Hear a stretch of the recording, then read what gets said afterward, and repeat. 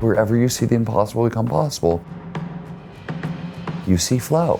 Those states of kind of rapt attention and total absorption. You get so focused on the task at hand that everything else just disappears. And awareness will start to merge, your sense of self will vanish, time will dilate, and throughout all aspects of performance, both mental and physical, sort of go through the roof. Life satisfaction, well-being, meaning, the people who score off the charts for that shit, these are the people with the most flow in their lives.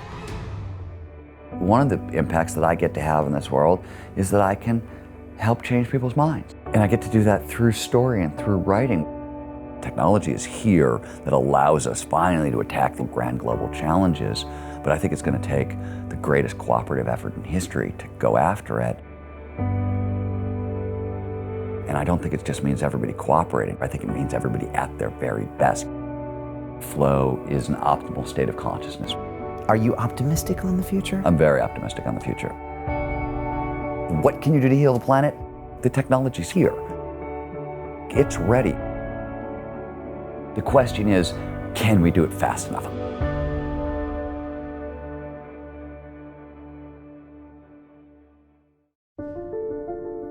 They say that the human race is doomed, that we have lost touch with our true nature, that the media has corrupted us, and that the planet has no future. I disagree. I believe that humanity is full of hope, and that our salvation lies within each one of us. My name is Brian Rose, and my job is to listen, the oldest method of learning known to man. Each week I seek out individuals that are changing the world, people who are living and thinking in a different way. Their stories will challenge your beliefs, make you question your choices, and perhaps inspire you to change. I never planned on doing any of this, but now I can't stop. Join me on this mission and make humanity something we can all be proud of. Stephen Kotler is a master of the high-performance state known as flow. He's also the founder of the Flow Genome Project, and he's written the book Stealing Fire and the Rise of Superman. But you might ask, what is flow? Well, flow is this state that we've probably all experienced where everything is going extremely smoothly. We're probably doing something challenging like a physical activity or writing, and everything just comes together. Time slows down or speeds up, and we create these amazing things that we never thought possible. And Steve wants to find ways to get you into flow so we can engineer this type of creativity and consciousness to produce great things. And I love talking with Steven. He's got a fascinating story about his own struggle with Lyme disease that allowed him to find flow through surfing. And I know you're gonna get a ton out of this episode because you need to be in more flow, and I love being in flow myself. And funny enough, inside the London Real Academy, we try to get people into a flow state so they can start businesses from their passion. They can get up and publicly speak. They can start their own podcast with Broadcast Yourself, or just master their own life with meditation, gratitude, diet, and movement practices. To learn more about what we do on the inside with my personal mentoring, here is the London Real Academy. London Real doesn't stop when the conversation ends. You see, that's when we get started. Because everything begins with a thought, and then comes the action. The London Real Academy is our global transformation platform. Here we bring together thousands of students from over 75 countries. Whether you want to build a profitable business from your passion, or learn to speak to inspire, or broadcast yourself with your very own podcast, or accelerate your life to become a high-performance person, we have the online accountability course and personal mentoring program that will make your dream a reality. Join us, and we'll take your life to the next level, together. Our next accelerator course is starting soon.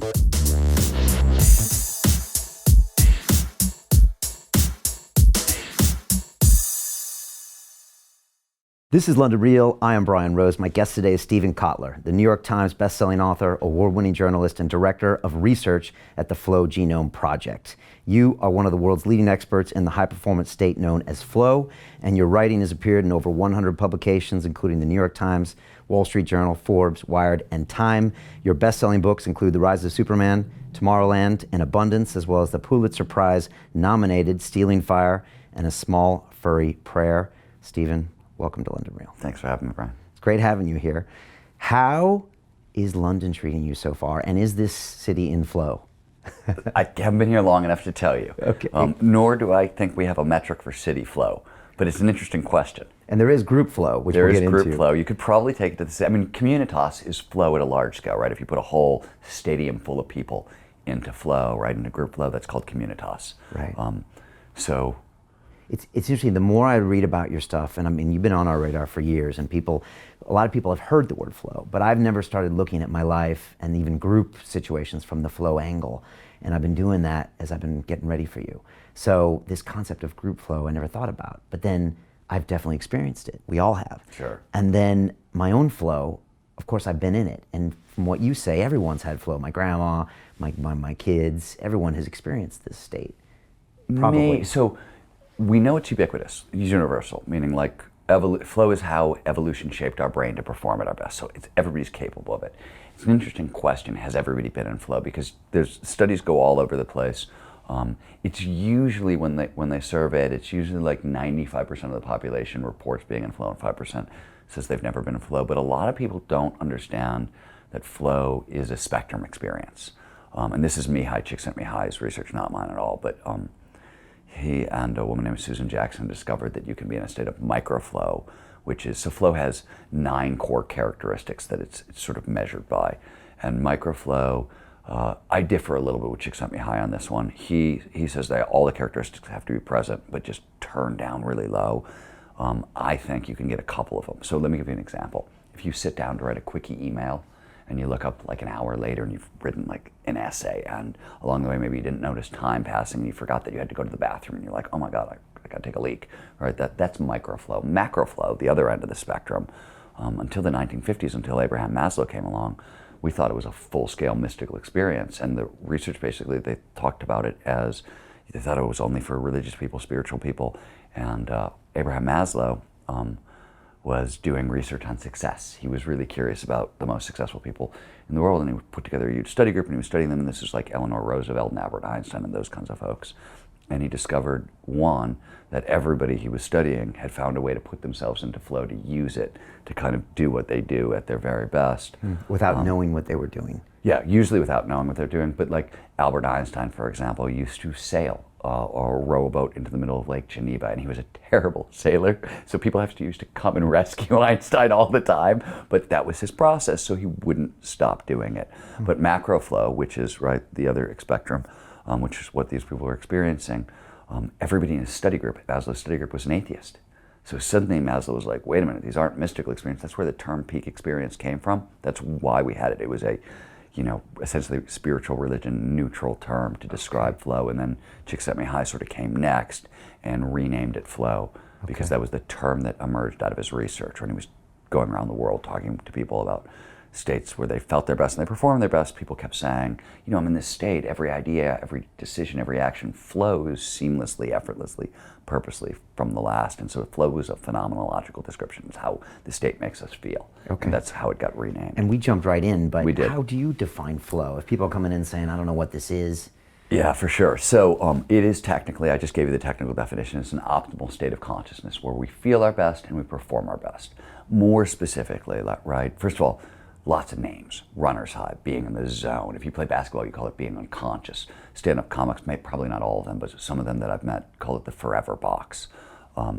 Flow, more colloquial, it's those states of kind of rapt attention and total absorption. You get so focused on the task at hand that everything else just disappears, right? So your action and awareness will start to merge, your sense of self will vanish, time will dilate, which is a fancy way of saying it passes strangely. It'll slow down, you get a freeze frame effect when anybody's been in a car crash. Sometimes it speeds up and 5 hours pass by in like 5 minutes.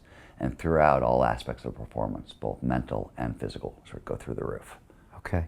I did something this week, and I think I might have been in flow. And let me just tell you what I was doing. And Go ahead. We might get there. For the past couple of years, I've made an effort of trying to move my body every day. I had a guest name here, Ido Portal. I think I mentioned him, and he's all about movement. And so I always get myself out of here and get to the gym. And I used to think I was just getting the aggression out and getting the body flowing, but maybe I was getting my brain into a different state, because the truth is 24 hours a day, I'm thinking about problems and London Real and business and all that. And when I get in there, I end up doing different movement patterns. And this week I was hitting a heavy bag, but it was one of those that kind of moves on the ground. And I was just playing with kind of different stances and different attacks and trying some spinning things I hadn't tried before, and getting my heart rate up, and also with a little bit of aggression and pushing myself and trying to be creative. And I found that normally I would do like five rounds and I'd be exhausted, but this time I did 10, and I was coming up with new moves, and I'm no spring chicken.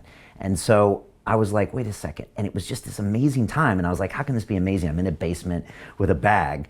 And yet I had something that was like, wow. And you were coming up, and I thought, did that have aspects of flow?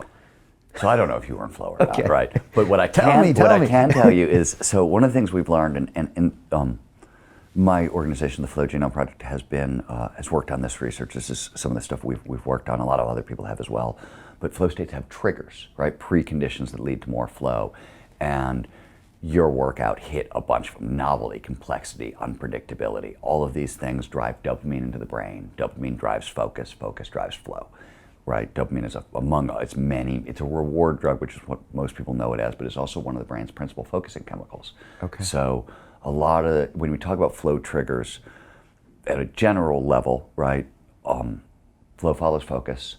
So all of the flow's triggers help drive our attention to the right here, right now, right? That's what they do. If we were speaking kind of more formally, scientifically, I would say, flow either pushes norepinephrine and dopamine, which are the brain's two focusing chemicals, or it lowers cognitive load, which again allows you to kind of pay more attention to what you're doing. So novelty, complexity, and predictability, and this is Robert Sapolsky's research out of Stanford, really spikes dopamine. Novelty and complexity together, it's like a 400% spike. It's almost as much as cocaine. That's what cocaine does, right? It spikes dopamine in the brain. Yeah. And novelty and complexity together it's almost that much of a push. So huge flow triggers. I mean, it sounds like you were doing spinning kicks, you were doing stuff that you don't normally do. That's a lot of novelty and complexity. And creativity, and by creativity, what I really mean is pattern recognition, the linking of ideas together, right? Okay. Yeah. Creativity is also another flow trigger. And so every time we link an idea together, your brain releases a little bit of dopamine. And everybody's had this experience. You've done a crossword puzzle, you get an answer right, that little rush of pleasure you get, that's dopamine, right?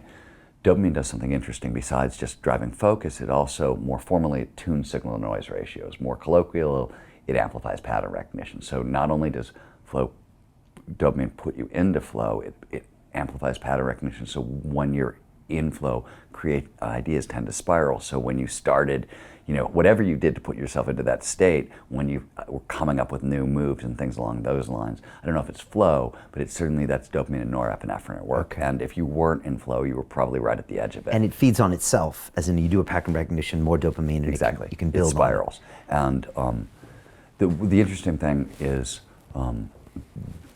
they have short shelf lives, these neurochemicals. They last, peak expression maybe 20 minutes. That's why TED Talks are 20 minutes long, because the main focusing chemicals in the brain only last 20 minutes. So that's what we're built to pay attention to, like at a deep level. It goes away. Most flow states will sort of pass the whole thing after like an hour and a half. And that's because the neurochemicals have a short shelf life in the brain. Okay, if I stop and say, hey, I'm in flow, is that by definition I'm out of flow?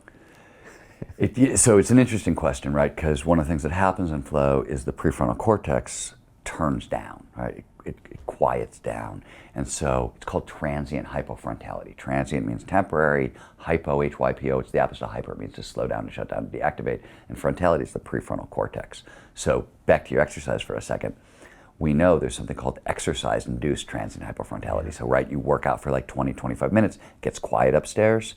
That's exercise-induced transient hypofrontality. It's not a flow state. It's on the way there. There's a couple more things that have to happen to really push you into flow, but that's kind of the ready condition. Okay. And it's like if you worked out for more than 20, 25 minutes, which sounds like you do, 10 5-minute rounds. Is that what you said? So You definitely got there.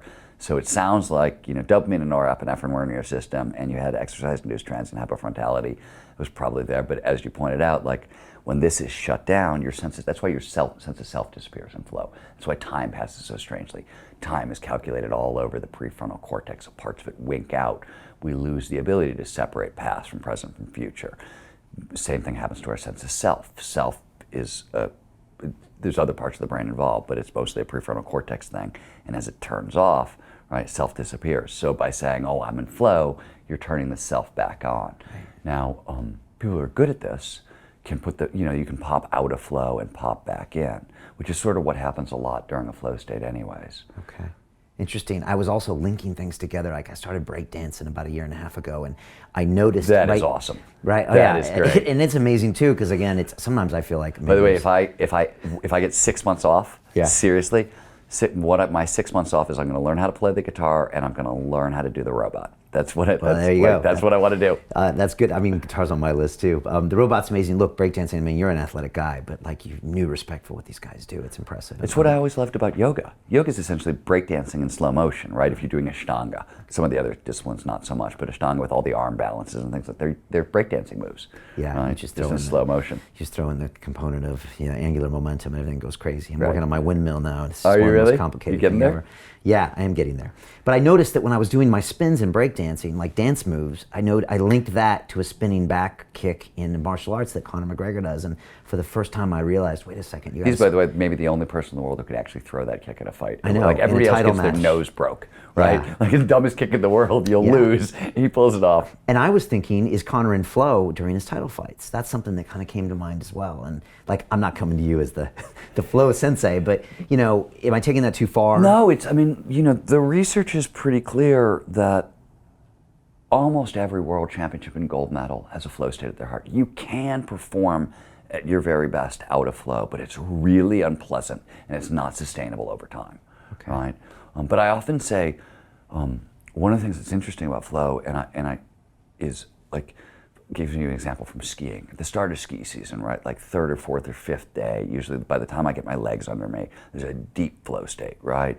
And then it'll give me a perspective on, oh, this is what's possible for me when I'm at my best.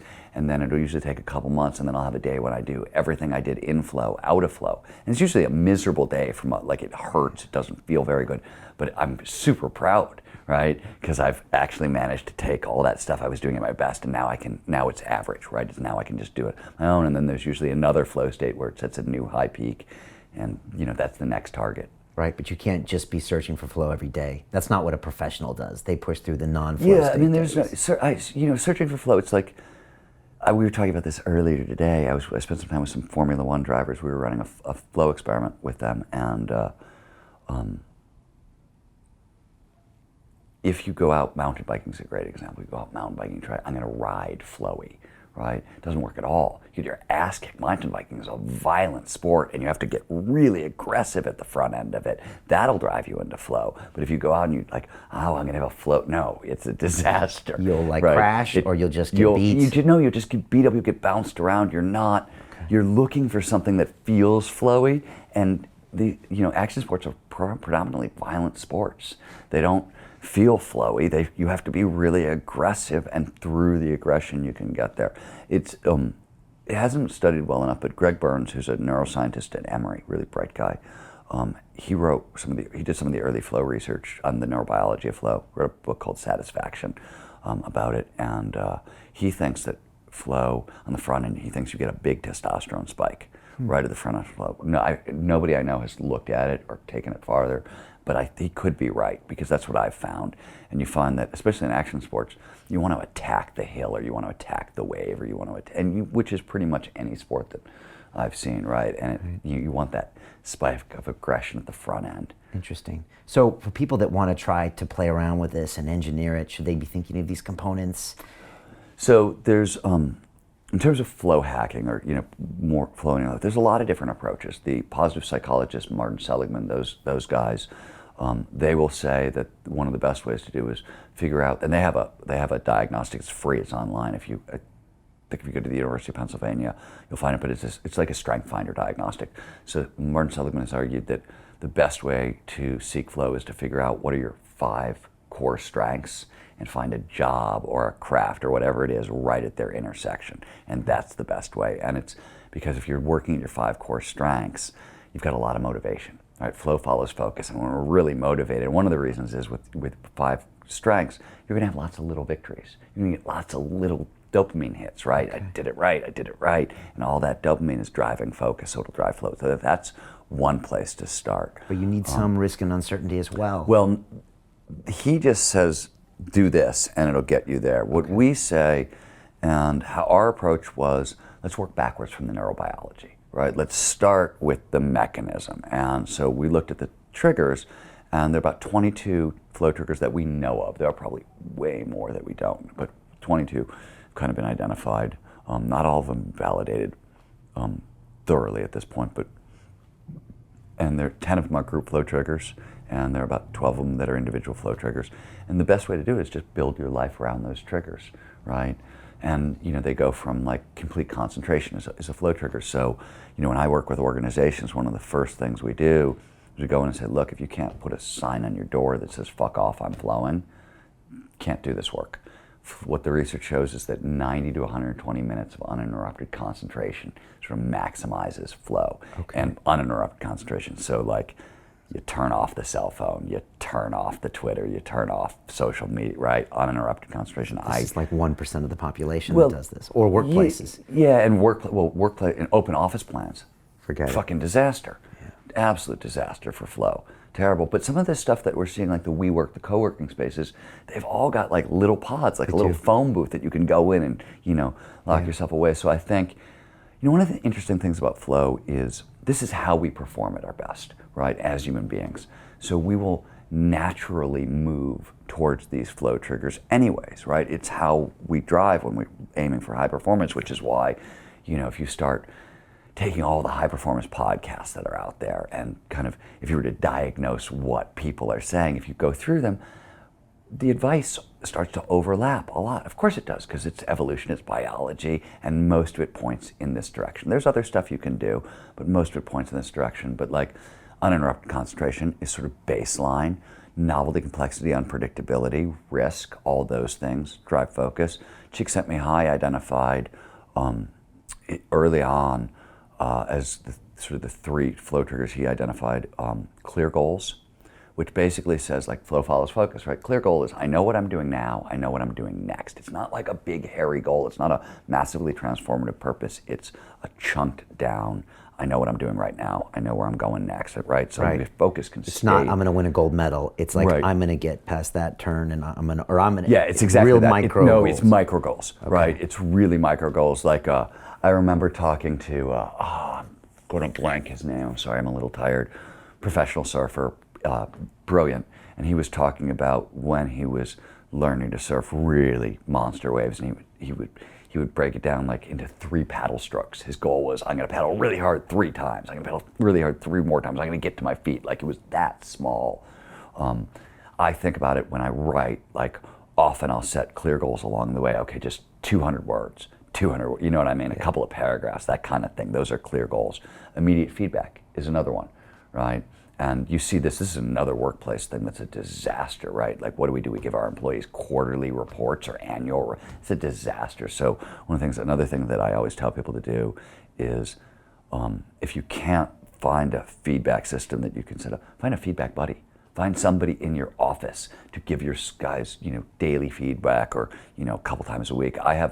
In writing, I have discovered that, I call it the minimal feedback for flow. For me, I need to know, is my writing boring, arrogant, or confusing? And those things tend to mean something. So if my writing is arrogant, meaning I'm using a lot of fancy words and complex sentences, I'm usually trying to disguise the fact that I haven't done enough research.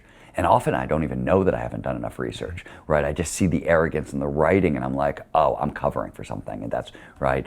And when my writing is confusing, it's usually I don't know my starts and my endings kind of thing. And if it's boring, I haven't found the right style for what I'm writing. So there's a guy on my staff who reads everything I write, and a couple times a week he gives me, and I don't need a lot of feedback. I need, is it boring? Is it arrogant? Is it confusing? And that's all I need to sort of steer by. So when you find a feedback buddy, it's not like open season, right? Because that's a bad idea. You're going to start getting in your head, right? So figure out what it is exactly, the thing that you do best. You probably, if you're doing podcasts or videos, right? There's probably a couple metrics you really look at. Those would be your minimal feedback for flow, and there's probably somebody on your staff who clues you in on those things. You may not even know that you're doing that, but that's what you're probably hunting. And of course, the most famous of flow's triggers, it's often called the golden rule of flow. It's what's known as the challenge skills balance.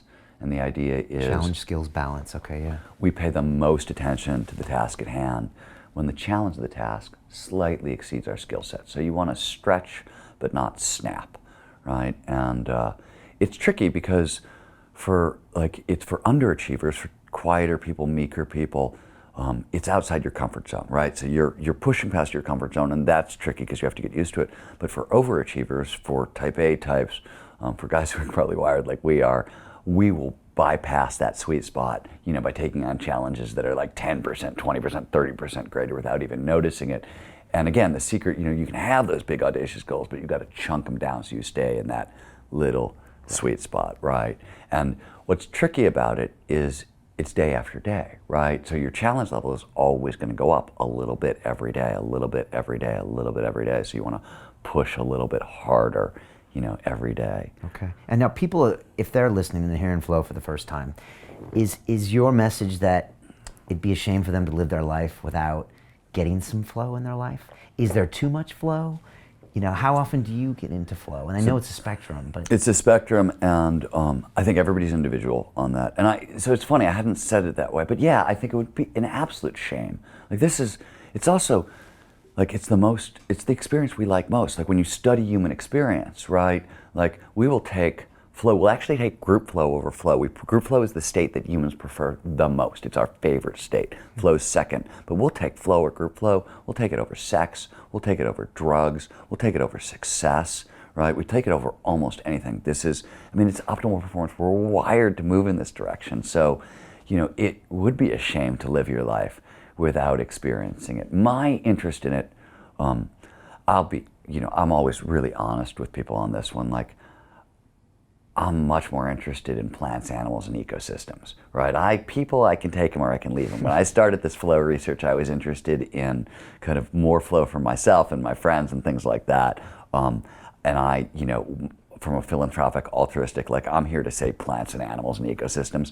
But I will say, when I wrote Abundance with Peter Diamandis about our ability to use technology to tackle grand global challenges, the message was always look, what we're saying in Abundance, it's not techno-utopianism. We weren't saying, hey, technology alone is going to solve these problems. We're saying, hey, the technology is here that allows us finally to attack these challenges, but I think it's going to take the greatest cooperative effort in history to go after it.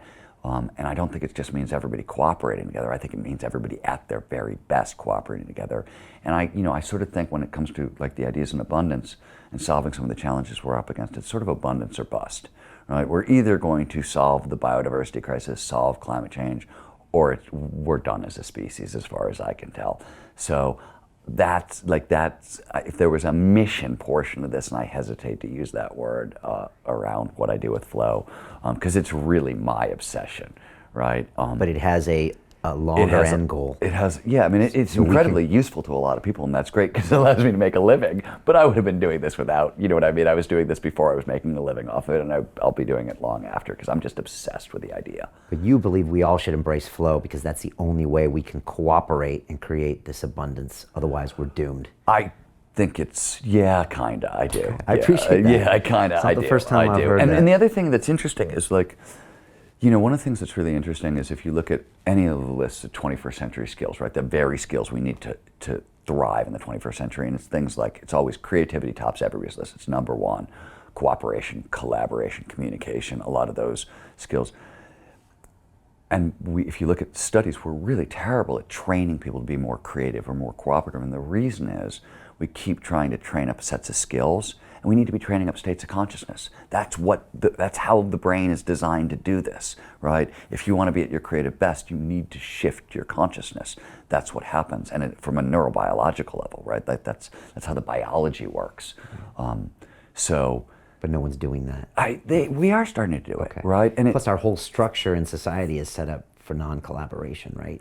It's rewards competition. Yeah, and dominance. It does reward competition. Everywhere. And it's interesting because, evolution gave us two options, right? When faced with the threat of scarcity, which is what obviously drives all evolution, there's two options. You can compete over scarce resources, right? Which is what we've done forever, or you can cooperate and make new resources, right? Which life has done very much through the beginning. If you look at every kind of like great leap forward in the evolution of life, it's a cooperative evolution, right? When we went from single cell organisms to multi-cell organisms, it's essentially a bunch of like the mitochondria, right, that we took into our cells. This is cooperation. Like that's what's going on, and you see it over and over and again in evolution. So it's interesting. Like we've opted to compete, and maybe it's because we didn't have I often say that the cooperative option isn't really that easy to get to until you start having technology. But technology is sort of a resource liberating mechanism. It takes what used to be scarce and makes it now abundant. And we see this all the time. Think about a simple example, photographs, right? When you and I were growing up, photographs were a scarce resource. You'd go on vacation, you're like, okay, I'm gonna bring like 3 rolls of film because they're freaking expensive, and I gotta, if you grew up where I grew up, you had to drive far away to get them developed and things like that, right? And now, they're abundant, right? Our problem isn't that we have a scarce resource, it's we have so many goddamn photographs, we need Instagram and things like that to sift and sort them for us, right? So it's not like our problems go away when we move from scarcity to abundance, we just face filtering problems and different kinds of issues. Okay. And are you optimistic on the future? I'm very optimistic on the future. I've always been very optimistic on the future. Okay. Even in the past few years? Yeah, I mean, I like our progress on a lot of things. Where I'm not optimistic, the thing that scares me the most is that people don't value plants, animals, and ecosystems. So, do you know what ecosystem services are? Does that term mean anything to you? Define that, would you? So, ecosystem services are all the things the planet does for us for free that we can't do for ourselves. So, this is pollination services, wood production, right? We don't know how to grow. We actually were starting to figure it out with using synthetic biology, but for a very long time we could, right? Disease protection, flood protection, on and on, the spiritual aspects of nature, right? Like these are called ecosystem services. That we can't recreate on our own. Right. Okay. And Amory Lovins, who runs the Rocky Mountain Institute, and Paul Hawkins, probably two of the smartest guys in the world on environmental topics, they calculated the value of all the ecosystem services we get for free every year from the planet.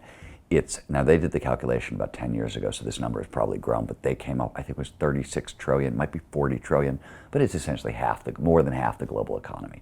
So we can't pay for this stuff, right? Even if we wanted to, right? And Biosphere 2, the big dome in the Arizona desert, what did we learn there? We learned that we can't engineer ecosystems. We have no idea how this shit works. So if we can't pay for it, and we don't know how the shit works, right? The only thing we can do is to protect it. And we can't live, like we will be gone as a species without ecosystem services. And ecosystem services rest upon, the web of life isn't a metaphor, it's how it works, right? So ecosystem services sit on top of plants, animals, and ecosystems. And if these things go away, and research out of Stanford says if we can't kind of stop the devastating loss of biodiversity, and they're calling it the 6th great extinction, and the 5th one is the one that killed off the dinosaurs, right? Species die-off rates are 1,000% greater than normal. And let me just put it in economic context for you, just because I find this fascinating. So 2006, I think I get that date right, pollination services, because a colony collapse disorder, the bees were dying, right, in California. So it shut down pollination services. So the almond crop, you're talking about one crop, one state in America for 3 months shut down.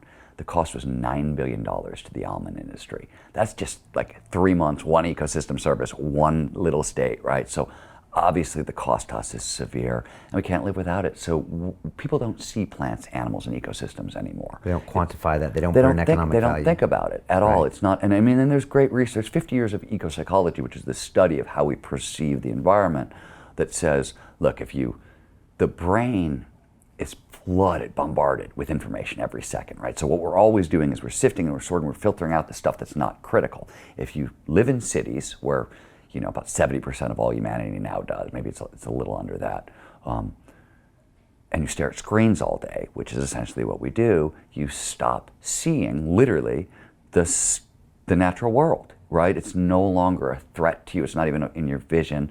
And I would notice this. I noticed this in Silicon Valley a lot when I was talking to, even at Singularity University, which is a university set up to solve grand challenges.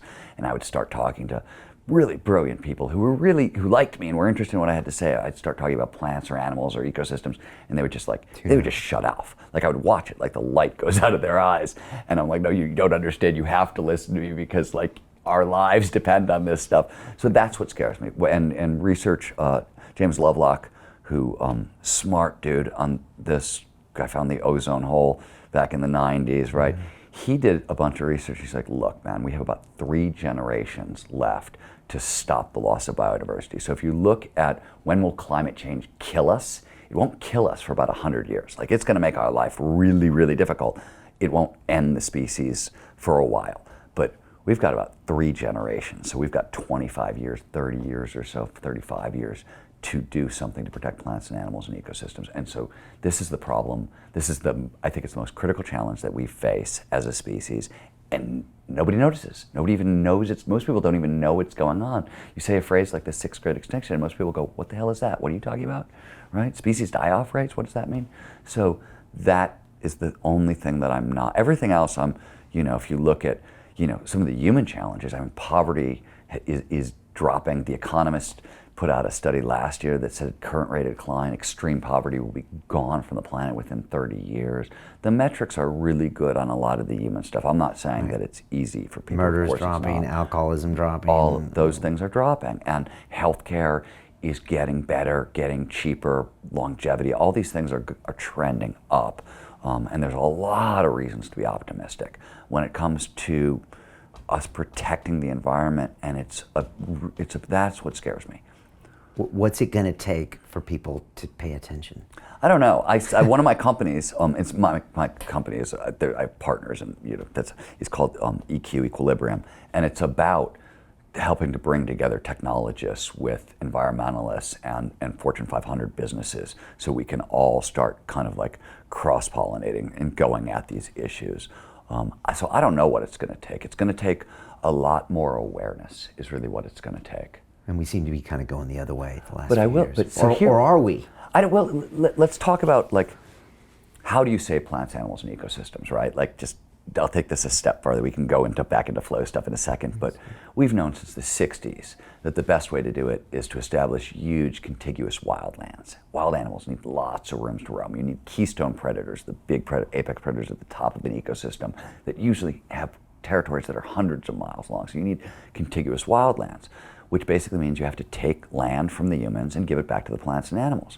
Well, we've got cultured meat. We can now grow steak from stem cells. 30% of the planet is used for cattle ranching. So we're about to get 30% of the planet back. Are we? Oh yeah, if you in vitro meat is here, like growing steak from stem cells. It was a tissue engineering problem that got solved a long time ago, and now in blind taste tests, most people can't tell the difference between steak grown from stem cells from actual, steak grown on the hoof kind of thing. Vertical farms. That's another huge chunk of our land mass for farming. Move the farm from the country to the city. And if you look at the data, I don't know if you've ever seen any of the data on vertical farms. So the foundational research was done by a guy named Dixon Despommier. He was at Columbia. And his idea was, hey, people aren't in the country anymore. They're in the cities. Let's repurpose old skyscrapers and kind of move the farms indoors. I was just in Sweden yesterday, and I got to visit Planted International. It's a vertical farming company, and they have a vertical farm. They took over they have the main newspaper in Stockholm, and they no longer print the paper. So the printing press were the 3 floors underground. Yeah. They've taken it over and put in a vertical farm. What does a vertical farm look like? It looks like kind of like really high racks with plants growing out of them. They use aeroponics, so the water is either dripped in from the top, but the stats are amazing. The stats are, we can grow roughly, it depends on, there's certain things they can grow in vertical farms, certain things they can't, like a lot of the grains can't be grown at all. Okay. But you can grow sort of 80% of our food stuff. It uses 90% less water, 0 pesticides because you're indoors. The yields are massive. we were talking about lettuce crops yesterday, and they will get 17 harvests over the course of a year. And a farmer, if they're lucky with lettuce, will get 2. So it's, it's so we can do this. Oh yeah, it's here. We can open up the wildland. It's here. I mean, it's here now. I mean, Elon Musk's cousins have a vertical farming company, right? That they're running out of California now. So this, the technologies. When we wrote Abundance 10 years ago, it was on the cusp of all these things. It's all here. Like, it's ready. It's just about cooperation and money at this point. It's not about anything else. Like, we have the technology. We can solve the problem tomorrow, literally, if we wanted to. It's just a question of doing it. So, and if we and you want to do it intentionally, right? You want to say, okay, look, we'll move these farms, but we'll let these rangeland, these farmlands turn back into wildlands. All of this is here. It's ready. We could do it. But are we focused on the short-term economic gain? So that's why we're not making those changes? Well, it's not even the economic. The economic gain is there. Like in vitro meat, cultured meat, it's almost competitive with normal kind of steak at this point. It's not quite there, but it's getting there. And the food growing in vertical farms, it's cost competitive. It's, I mean, there's no, I mean, and it's going to get cheaper and cheaper, right? So this will tip. Oh yeah, it will absolutely tip. The question is, can we do it fast enough? I just want to give it a push, right? And I always say to people, I'm like, look, you have a choice. You can either do this stuff, or you can stop having kids. You don't get to do both. So take your pick. Do you want to stop having kids? I'm fine with that, right? I would love to see that happen. I think we're way past the carrying capacity of the earth, and I think it's ridiculous that people are still running around having 5, 6 children. Adopt. Oh my God, you want to solve grand global challenges? What can you do to heal the planet? Don't have kids and adopt a kid. Best thing you could do. Even better, adopt it from a foreign country where people are really, really poor, because, you take young children without parents, what do they grow up into? They grow up into gangsters and terrorists, and you know what I mean? They go where the economic opportunities are, and that's the economic opportunity. So that's the best thing we could do for What's the optimal human population for the Earth? There's an open argument, right? Like, people say it's the low numbers are like 2 billion. It goes higher, and I don't even know if we know what the carrying capacity of the Earth is. What I have lobbied for a long time, I call it the 5-year ban. Just a voluntary 5-year moratorium. Let's give our technology a chance to catch up to our problems. Let's just, for 5 years, if you want a kid, just adopt. Just let's take a pause here and give the planet a chance to breathe and let our technology catch up to the problem. And, because otherwise, have all those kids, there's not going to be a world for them. We're playing a game of chicken right now. It's ridiculous. And they're solvable problems. Right. But now you're telling people what they can eat, which they don't like, and if they can have kids, which they don't like. Yeah, I don't want to tell anybody. Well, I said voluntary, grassroots, bottom up, right? These are individual choices. I'm not telling anybody what they should do. I'm saying you have some opportunities to make some choices, and just think about it. Think about where you want to be, on the spectrum. If your answer is, fuck you, Stephen, I want to have 7 kids and I want to eat what the hell I want to eat. Great. Okay, cool. At least you thought about it. And if you can give me a reason why you feel that way, I'm cool with it, right? But I don't think you get to go through the world unconscious to this stuff, is all I'm saying.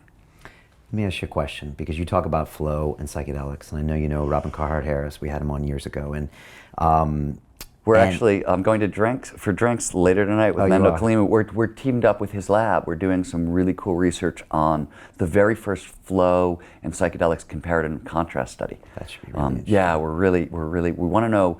I don't know what you know about psychedelics, but set and setting is really fundamental to experience. So we want to look at set and setting versus flow triggers. Are they similar? Are they different? Is the stuff that you need for a powerful, life-changing psychedelic experience different from flow or the same? Those kinds of questions. And nobody's ever looked at them, and I don't know how far we're going to get. We've got a cool study going. We've got about 3,000 respondents, I think. Okay. You're going to do 10 MRI studies? No. It's just a survey. It's just a survey, but it's when you're dealing with squishy, subjective things like psychedelics and flow, one of the ways I try to kind of get at the truth is, if we can't use fMRI and those kinds of tools, big data. I want a lot of respondents, right?